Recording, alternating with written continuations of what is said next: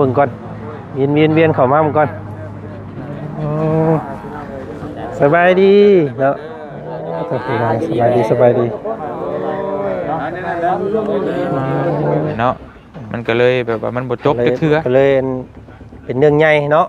มันบานปลายเลยสำหรับที่เฮาแก้เฮาก็ต้องแก้ให้แบบนี้แล้วมันจังจบมันนะถ้าสมมุติว่าคือโดยไอ้ถ้าสมมุติว่าคือมันยงมันแยงผู้นั้นมาถามผู้นี้มาถามยกแย่งๆเดี๋ยวมันนั่นแหละให้เป็นมูลมรกตกทอดนะบ่ให้ค้ำบ่ให้คายบ่ให้อีหยังทุกกรณีอยู่เส้นชั่วเส้นเนาะชั่วรุ่นคือสมมุติว่าโมนี่ว่าไงโมนี่ได้ลูกได้เต้ามาโมนี่เฒ่าโมนี่ตายนะว่าตรงๆนั่นแหละแล้วก็ลูกเต้ามาใช้ต่อไปอีก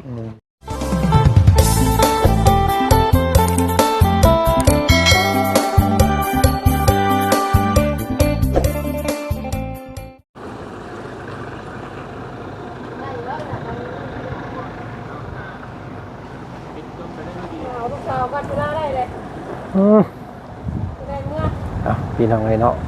ยืนสรุปทราบลาบคือสิหาขอสรุปกันได้แล้วบาทนี้พี่น้องเลยเนาะมาทันอยู่บ่เด้พี่น้องเลยมาทันเหตุการณ์อยู่บ่เนาะหรือว่าจังใดบ่จันกะกราบขอโทษขออภัยพี่น้องเลยเนาะบ่ได้มาหัวหมู่หัวพวกเพราะว่า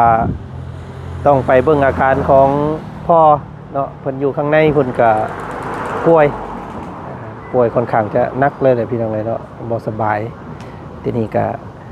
ต้องไปเบิ่งทางตู้พ่อก่อนพี่น้องเลยเนาะครับขอโทษขออภัยหลายๆส่วนคอมเมนต์ได้ที่ว่าบ่จันเนาะพี่น้องเนาะดื่มหมู่ดื่มพวกเนาะหลังแยกบงจังซั่นจังซี่พี่น้องเลยสุดแล้วแต่ทางเพิ่นจะคิดพี่น้องเนาะแต่ทางบ่จันเองนี่เนาะบ่ได้มีความคิดจะแบบนั้นพี่น้องเลยเนาะให้ถือเป็นกาลเวลาเลยกันเนาะให้ถือกาลเวลาเวลามีว่าจันกับมาพี่น้องเวลาบ่ได้ว่าจันกับบ่มาเนาะอันนี้ก็อยากให้เข้าใจประมาณนั้นแล้วกันเด้อเนาะเอาพี่น้องเลยหมู่พวกกับส่วนหนึ่งเนาะครอบครัวกับส่วนหนึ่งพี่น้องเลยพี่ทางเอื้อยเพิ่นเมื่อเด้อบ่เรียบร้อยแล้วขอสรุปผู้ใดเนาะเข้าไปทำข้างในผู้ใดเนาะเพราะว่าเวลาข่อยแม่นบ่น้ำได้บ่ได้แล้วแม่นสบายดีเนาะผู้พี่น้องไงเนาะหุ่มกันอยู่ทั้งนั้นใช้เสาเข้าไปพังต้นปลายมันเก่านะพี่น้องเลยเนาะเกือบโบท่านเนาะพี่น้องเนาะเพื่อเมื่อส่งตู้เมย์ตู้ยังได้ก็แลนวิ่งตรงออกมาเลยทางเขาก็ได้พี่น้องเลยบรรยากาศแบบนี้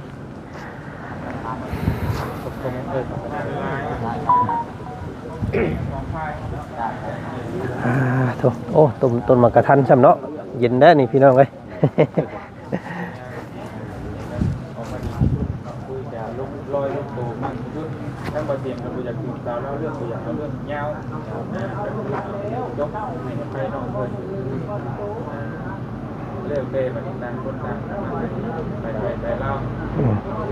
ไปเล่าว่าสันพี่น้อง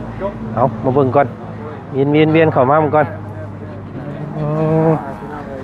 สบายดีเนาะสบายดีโอ้ยมาทันปลายมันนี่เนาะ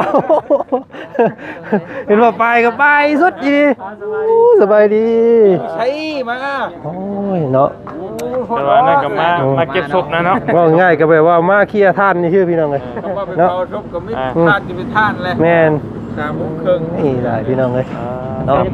เนาะได้ยินแบบกินนี่ว่าแยกย้ายกันว่าเอาแล้วพี่น้องจะเที่ยงหมดได้ใช่กัน9 โมงแต่เขาไม่ได้ถ่ายคลิปด้วยระหว่างสนทนาคุยกันดูกันอยู่ดิเพราะว่ากับช่วงนั้นนะเพิ่นก็บ่ได้ให้ถ่ายคลิปมีแต่สรุปออกมาแล้วนะก็คือบ้านเพื่อนดินตัดออกเลยเนาะทางครอบครัวน้องไรแต่บ่มีสิทธิ์กรณีแต่ว่าผู้นี้ยังคือเก่าผู้นี้เนี่ยยังมีสิทธิ์คือเก่าน้องเตน้องตุ๊กน้องติ๊กน้องมิกซีไว้น้องคือเป็นของเพิ่นเนาะยังมีสิทธิ์อยู่สิทธิ์ทุกอย่างใช่แต่เฮามาหลังเฮาขอ ฟังเนี่ยพี่น้องไงฟังคำพิพากษาเนี่ย ก็คงไปเนาะครับเราไม่โดยอยู่ดีมีเฮงโดยขอบใจเด้อให้เด้อ ขอบใจเด้อขอบใจเด้อ เด้อ พวกเขาอยู่บ้านไหน โอ้ยโดยค่อยไปค่อยมาเจ้าโดยโดยคือมื้อนี้บ่เตียงกะทั้งในบ้านยังเชิญเพิ่นมาเปิดเลยได้ทั้งพ่อบ้านใหญ่พ่อบ้านน้อยทั้งอันตำรวจกลุ่มเบิดเลยนะเพราะว่าให้มันกระจายแจ้งนํกันเนาะเพราะว่าตอนนี้คลิปมันก็ดังไปทั่วโลกนั่นแหละแล้วเพิ่นก็ให้มาไกลเกลี่ยกันให้เข้าใจเนาะบ่อยากให้เรื่องมันบานปลายพี่น้องก็มีแต่ว่าตามที่เฮาได้เกริ่นไปครั้งแรกก็คือผู้ใหญ่เพิ่นรับบ่ได้เนาะกับสิ่งที่เกิดขึ้นก็คือตัดครอบครัวของน้องไล่ออกแรกๆเพิ่นก็ให้อยู่นํกันแหละแต่ว่าเห็นพฤติกรรมแบบนั้นเด้อก็รับบ่ได้และบ่เตียงก็บ่ขอเว้าหยังเพราะว่ามันเป็นสิทธิ์ของผู้ใหญ่เงินของเพิ่นเด้เฮาสิบ่ขอเอาความคิดเห็นว่าได้เจ้าออกผู้นั้นผู้นี้ออกบ่มีแต่ว่าให้เพิ่นเว้าเองเพิ่นก็เว้าชัดเจนแล้วว่าบ่ได้เดี๋ยวอันขอถามนิดนึงบาดนี้อันในกรณีแบบว่าตัดครอบครัวของน้องไล่ออกน้องตุ๊กได้ฉันน้องตุ๊กกับน้องไส้ได้นี่ได้บัดน้องตุ๊กน้องไส้ก็แล้วแต่แล้วเพราะว่าน้องไส้ก็เป็นผัวน้องตุ๊กเด็กมาอยู่นำก็อยู่แต่ก็บ่มีสิทธิ์เฮ็ดหยังนะมาอยู่แบบว่าอาศัยเป็นเคยอาศัยชื่อเนาะเป็นเอาง่ายๆว่ามาอาศัยเนาะมาอาศัยมาพักอาศัยซื่ออยู่เฮือนหลังนั้นซื่อแต่ว่าบ่มีสิทธิ์เว้าหยังถ้าเว้าอีกก็คือแบบผิดเต็มๆหั่นแหละบ่มีสิทธิ์ครอบครองมีสิทธิ์ครอบครองหยังทั้งสิ้นเพราะพระเจ้านั้นบ่ได้ให้กันแล้วว่าผัวเมียบ่ได้ผิดเลวกันบ่ได้ผิดกันแต่ทั้งบ่าวไล่กับเมียนี่ก็แน่ๆแล้วเพราะว่าตัดสิทธิ์ออกได้ก็บ่มีสิทธิ์มาเนาะมีแต่ตัวนั้นแหละอย่างเดียวพอเฮาก็สิใจดำเกินไปมันก็บ่ได้เด้สิให้น้องตุ๊กนอนอยู่หั่นน้องไล่น้องชายมานอนอยู่เฮือนแม่มันก็บ่ได้นะเพิ่นก็เข้าใจอยู่คือนั่นแหละไปแล้วแรงก่อนแล้วไปให้ไปนะผัวเมียว่าหลายเขาเจ้าผิดกันนี่ก็เพราะแฮงเนี่ยเฮาก็บ่อยากว่านะคือมาตอนนี้ก็โอเคแล้วแหละสิทธิ์ที่ดินซื่อนะเพราะว่าสิทธิ์ครอบครองมีแต่ว่าบ่เตียงก็จะให้มันจบบัดนี้นะต่อไปสำหรับเรื่องนี้ให้มันจบเลยเนาะบ่ให้ผู้ใดที่ว่ามาถามอีกนะถ้าเรื่องเกิดขึ้นกับผู้ใดบัดนี้เนาะผู้นั้นต้องรับผิดชอบเองบัดนี้บ่เตียงว่าในนี้เลยว่าบอกนะฝากบอกซะบ่อยากให้เขามาถ่ายเพราะว่าเรื่องมันเกิดขึ้นแบบนี้กันยอกๆแยกๆกะเฮาก็บ่ฮู้ดอกว่าผู้ใดมาถ่ายเฮาก็บ่อยากเอ่ยชื่อแต่ว่าเรื่องมันเกิดมาแบบนี้สาเหตุที่ผู้ใหญ่เพิ่นให้บ่เตียงมาเบิ่งนี่ก็ย้อนนี่แหละย้อนมันเกิดมาจากที่ไสเฮาก็บ่ฮู้แต่ว่าเรื่องมันนี่มันระหองระแหงบ่เตียงมาน่ะเพิ่นจนแตกครุโคข้าวเบิดแล้วบัดนี้มันเฮามาแก้ปลายเหตุแล้วเนาะมันก็เลยแบบว่ามันบ่จบจักเทื่อก็เลยเป็นเรื่องใหญ่เนาะมันบานปลายเลยสำหรับที่เฮาแก้เฮาก็ต้องแก้ให้แบบนี้แล้วมันจังจบมันนะถ้าสมมุติว่าคือโดยไอ้ถ้าสมมุติว่า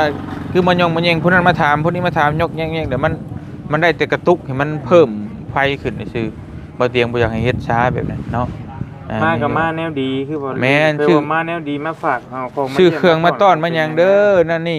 กินข้าวกินน้ำนะบ่ถามข่าวชาดสุกดิบน่ะอยู่ดีมีแฮงอยู่บ่นั่นนี่มันก็บ่เป็นหยังมีเรื่องแต่บางทีมันก็เกินกว่าหันได้ใช่ถามธรรมดาบางเทื่อมันก็ไผบ่อยากเบิ่งบัดนี้เว้าตรงๆก็วิวบ่ขึ้นแล้วต้องเจาะหาประเด็นมาแล้วประเด็นตัวนั้นน่ะเฮ็ดให้มันวุ่นวายอยู่ตรงนี้น่ะสาวเราแม่นสำหรับซุมไฟหาก่อให้กันน่ะนะก็บ่อยากให้เฮ็ดช้าพี่น้องเข้าใจแหละว่าเรื่องที่ว่าถ่ายคลิปไผก็อยากได้วิวก็คือเงินจากโฆษณาด้วยบ่เตียงเองก็คือการบ่ปฏิเสธว่าเฮาก็ได้จากตัวนั้นแต่ว่าบางทีเฮาก็ให้ยับยั้งชั่งใจให้คิดเห็นคนอื่นนำแน่บางเทื่อเนาะในนี่แหละนี่มาเจาะด้านนั้นนี่แล้วก็บัดนั่นแหละก็มันเคลียร์กับมาตกกับผู้ใหญ่ก็ให้บ่เตียงมาไกลเกลียพี่น้องเอ้ยมันก็เรื่องมันปาโธที่ได้วุ่นวายกันไปเบิดพุ่นมาเบิดที่นำพุ่นโด่งดังแล้วก็ทางคณะการปกครองเพิ่นก็มีการทั้งเมืองทั้งหยังบ่ได้แม่นมามีการห้ามถ่ายทำเพราะว่ายันมัน โด่งดังไปกว่านี้แหละ เราเอาไม่อยู่กินนี่แต่ว่าก็อยากให้มากก็ให้มากแต่แนวดีๆนะคือบอกกันนั่นแหละเพราะว่าน้องเพิ่นกำลังสิคลอดเด้ แม่ ฟังเรื่องการช่วยเหลือตัวนั้นแหละแต่ว่าเนี่ยมันบ่ดีก็บ่อยากให้เปิดเผยออกซะมาแต่แนวดีๆนะบ่มีไผว่าหยังดอกกันมาแต่แนวดีนะ ถ้าพี่น้องมีแต่นั่นแหล้วทางบ่เตียงก็อยากฝากพ่อแม่พี่น้องเนาะก็แต่ว่าเรื่องนี้ก็จบไปด้วยดีแล้วพี่น้องสำหรับผู้ที่ติดตามก็ยอมรับว่าเลื่อนไปทั้ง แม่น แม่ ในแอปแดงพี่น้องเลยว้าโช มาแห้งอีดี บ่เตียงก็บ่คิดว่ามันสิปานนั้นดอกแต่แล้วก็บ่คิดอีว่ามันสิเกิดขึ้นแบบนั้นน่ะนะพอเฮามาก็มาคุยดีๆเนาะแต่ว่ามากันในมื้อนั้นก็บ่ฮู้ว่าเป็นหยังนะพี่น้องบ่เตียงก็บ่ฮู้ว่าเป็นหยังมากับน้องเพิ่นอารมณ์เสียเบิด2คนน่ะฟุดฟัดอยู่เด้ก็บ่ฮู้ว่าเป็นหยังหั่นน่ะ มันก็อาจจะมีคนเคลียร์แต่ก่อนหน้านั้นแล้วเนาะมันจึงเปลี่ยนแพรกันนะ บัดนี้เฮาก็บ่ฮู้ว่ามันเป็นหยังแล้วนะเฮาถามดีๆนี่เบิ่งก็คลิปต้นเรื่องเฮาก็เว้ากันดีๆแต่ว่าก็บ่ชนหั่นน่ะ เดี๋ยวก็ถึงช่วงเราหิวข้าวแล้วเนาะ จักแล เราก็ว่ากี้เราหิวเขาเหรอตอนเราขอโทษ เอาข่อยก็หิวกันแล้วพอนั่นเนาะสิเอาหิวข้าวเลยสิเอามาตีหมู่ก็บ่ได้ติบ่แต่ก็บ่เป็นหยังเนาะเฮาบ่เว้าเพิ่นนั่นแล้วก็แล้ว แต่ว่า ขอโทษเลย แม่น้องเพิ่นก็ขอโทษขออภัยแต่ที่จริงบ่ได้บ่เตียงบ่ได้อยากให้มันเป็นแบบนั้นดอกบ่ต้องยกคันหาคันหยังมาขอโทษก็ได้ แต่ว่าขอโทษด้วยความจริงใจย่างมาแบบเว้าเนี่ยก็บ่เตียงจากใจแล้วว่าไอ้เฮาขอโทษเด้อมื้อนั้นเฮาอารมณ์ร้อนดีๆสำนี้บ่เตียงก็ดีใจนะแต่ว่ายกคันหาไว้แล้วใจยังบ่ได้สำนึกกันนะบ่ได้ บังคับให้กันเฮ็ดชื่อนั้นนั่นก็บ่นั่นเนาะบ่สบายใจคือเก่า แต่ว่าก็ย่าแล้วก็แล้วกันไปเนาะมีแต่เฮาก็สิมาแจ้ง FC ผู้ที่เพิ่นติดตามมาตลอดแหละตั้งแต่พุ่น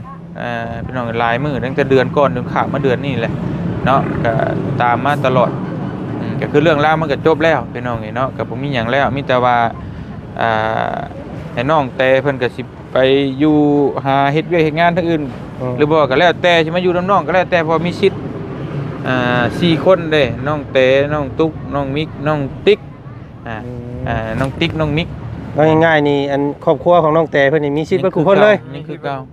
ก็ง่ายในดินกับเพื่อนนี่เป็นมูลนะเนาะ เป็นมูล ไผสิมา แม่น พักมาส้นมาเช้าได้เบิดเนาะ ได้เบิด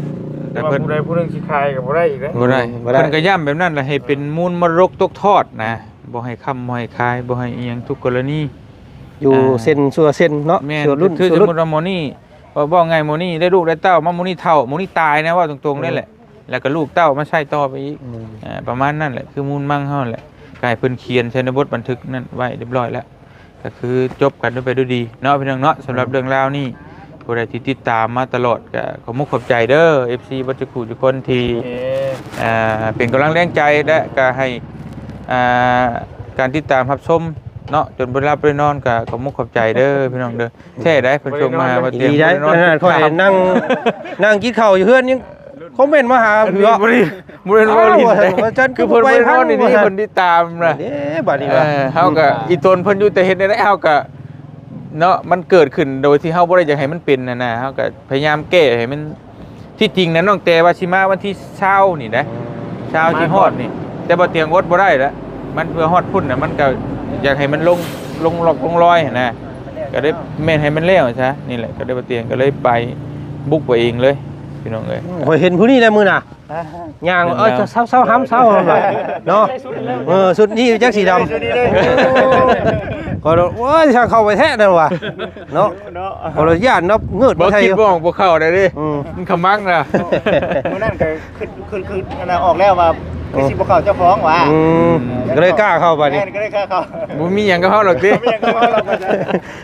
โอเคแชร์เด้อ เด้อ โอเคเด้อพี่น้องเด้อขอบคุณใจดีๆมีแฮงเบิดทุกคู่ทุกคนเนาะสบายดีเด้อพี่น้องเด้อเดี๋ยวต่อกันเดี๋ยวรายละเอียดเฮาสิมาเว้ากันข้างหน้าแต่ว่านี่ก็ให้มันสรุปตัวนี้ไปก่อนพี่น้องเอ้ยเนาะเดี๋ยวจะมานั่งเว้าอยู่เฮือนอยู่ชานพุ่นแหละเมื่อยเลยบ่เตียงกัน เอาสรุปนั้นให้ช่องบ่จันพังอีกแน่ สรุปช่องข่อยได้เดี๋ยวสรุปให้เจ้าเดี๋ยวจะสรุปให้เจ้า โอ้มาแล้วได้ยินแต่พ่อบ้านเพิ่นว่าไปแยกย้ายว่ะ สิ ผู้นี้ท่านจะตายวันนี้กี่นี่ ท่าน เท่าง่ายๆกับท่านยังก้อนเดียวนะ ทันเด้ บ่ทันแล้วบ่ฮู้ก็กู้ไปเลยทางพ่อบ้านเพิ่นก็ได้ ช่วยแล้วเนาะ เฮาสิสรุปช่องเฮาเด้ เจ้าๆๆ เพราะว่ามันเดี๋ยวสรุปเรื่อยสรุปเรื่องมึงยังคือบ่สรุปยังบ่จบจักเทื่อว่านะ มันหลายคนเนาะมันหลายช่อง ผู้นั้น เอา นี่ ทีละ อยู่ คน เอาเดี๋ยวมาต่อพี่น้องเอ้ยบัดนี้ก็เอาถามเลย เอาสรุปมันนี่ยังเหตุการณ์มื้อนี้เพิ่นมาแก้ไขแน่หนึ่งคือเพิ่นน้องๆเพิ่นเฮ็ดหยังแน่มื้อนี้เนาะ น้องๆนี่บ่ บ่น้องๆทางภายผู้เพิ่นหึงหังใส่เจ้านั่นแหละ เพิ่นทางเจ้าน่ะประเด็นที่1ก็หลักๆเพิ่นก็มาขอขมาลาโทษนั่นแหละ โอ้ เพิ่นมาแต่งขันหามาก็ขอโทษที่ว่ายอมรับผิดทำเมนทุกอย่างนะว่าฮู้เท่าบ่ถึงการ พลาดไปแล้วเนาะ ผ่านไปตัวนั้นแล้วก็เรื่องประเด็นที่2ก็คือเฮามาไกลเกลี่ยแต่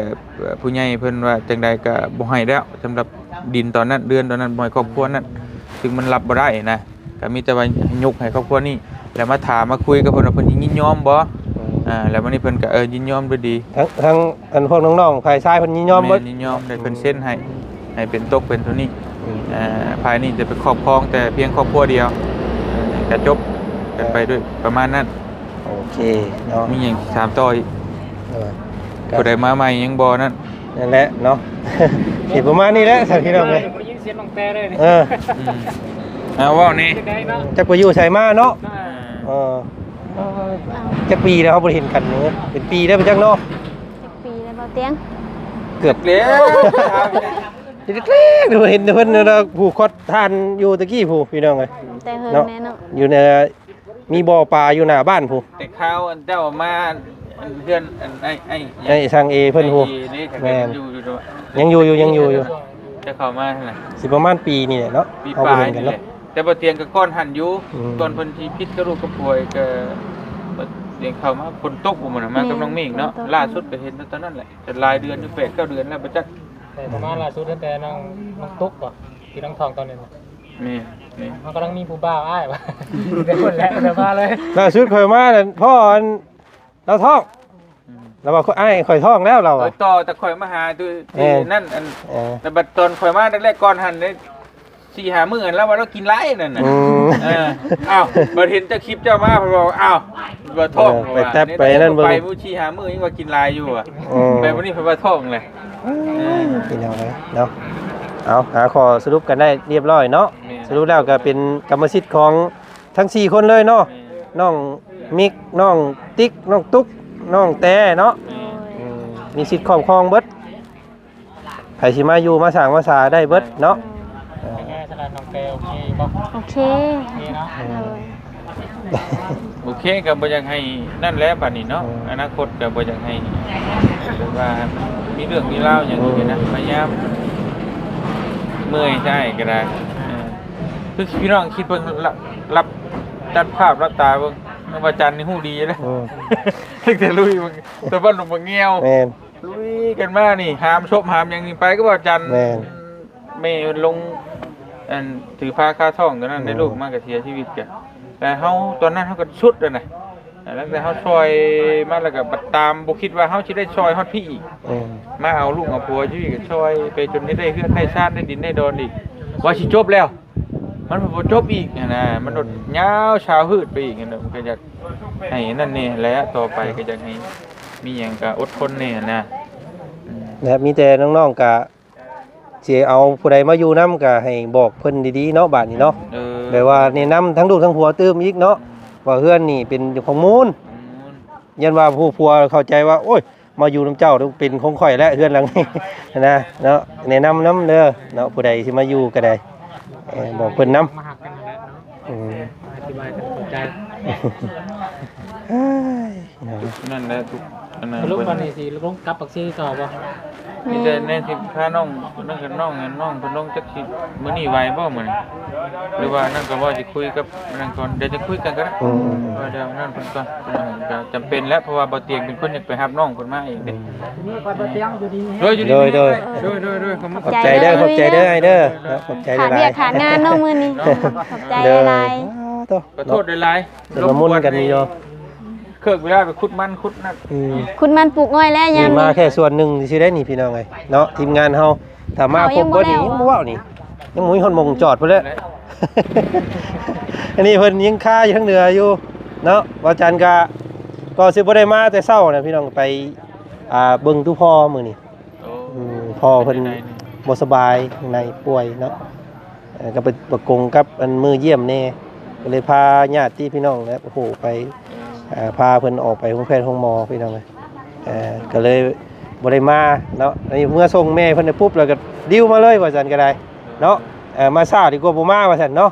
ทั้ง เป็นหยังมาเบิ่งกันเนาะพี่น้องเอ้ยเพราะว่าเพื่อนหลังนี้มันก็บ่แม่นผู้หนึงผู้เดียวก็มีส่วนร่วมเหมือนกันเด้ ทั้งบ่จันก็ซอยลายอยู่ตะกี้นะครับเพิ่งเมย์เพิ่นนั่นแหละเมย์เพิ่นโทรมาหาบ่เตียงก็ฝากเงินมานำบ่จันข้าวตะกี้ก็ไปนํกันนั่นแหละแต่เพิ่นก็ว่าเพิ่นก็บ่ได้ว่าดอกว่านั่นนี่เพิ่นก็มีแต่ว่าเพิ่นที่จริงเพิ่นมอบให้บ่เตียงตัดสินด้วยซ้ำไปแต่ว่าบ่เตียงก็บ่อยากเว้าโดยพละการนั่นเด้อยากสิว่าอ้าวเป็นความคิดเห็นของเจ้าใครจะมาตีเจ้าแล้วสิตัดเขาออกมันก็แบบนี้นะยันสังคมมองเฮาแบบนี้ เอาความถูกต้องเลยเนาะ มีแต่ว่าโทรเพิ่นเลย2คนทั้งเอื้อยกับเมย์เพิ่นให้เพิ่นตัดสินเจ้าได้ไหนก็แล้วแต่เพิ่นตัดสินเงินเพิ่นเด้ชาวบ้านก็เห็นดีเนาะ เอาเสร็จพี่น้องเดี๋ยวให้ทางบ่เตียงพักกินน้ำกินท่าก่อนสักน้อยซะเนาะ กินข้าวแล้วก็อยาก เอาข้าวยังบ่ได้กินบ่ กินข้าวเช้าหมดแล้ว โธ่ครับพี่น้องเอาเดี๋ยวว่าจันทร์สิไปถามทางน้องแต่เพิ่มเติมอีกก่อนพี่น้องเนาะทั้งนี้สบายดีฉันพี่น้องเนาะผมขอบใจหลาย ขอบใจเด้อที่เนาะมานั่นน้ำกัน โดยมารุ่นมาเบิ่งน้ำกันเนาะหาข้อสรุปได้แล้วเด้อพี่น้องเด้อคลิปนี้เด้อเนาะสรุปแล้วเป็นกรรมสิทธิ์ของทางน้องๆเพิ่นทั้ง4คนคือเก่าก็ตามหลักที่จุดหมายแต่แรกๆนั่นแหละพี่น้องเอ้ยเนาะผู้เป็นแก้วเป็นเคยที่จะมาสู้มาอยู่กับมาสั่งมาช้าเนาะแต่ว่าผมมีสิทธิ์ขอบครอง สู้แล้วมาสู้สู้แล้วผมมาสู้นี่ มาสู้แล้วเนาะเราผู้สาวเนาะพี่น้องเอ้ยเพิ่นเป็นไทยยิ่งเด้อว่ามาสู้มาขอได้บ่เนาะ สู้นี่แบบว่าขโมยกินเฮือนเท่าใด เอาหาขอสรุปตกลงกันเลยเอาไปให้น้องเพิ่นพักผ่อนจังน้อยกันทางบ่จันเดี๋ยวสิมาถามมาไทยอีกเด้อน้องเด้ออีกจังน้อยนึงเนาะไปพี่น้องสบายดี สวัสดี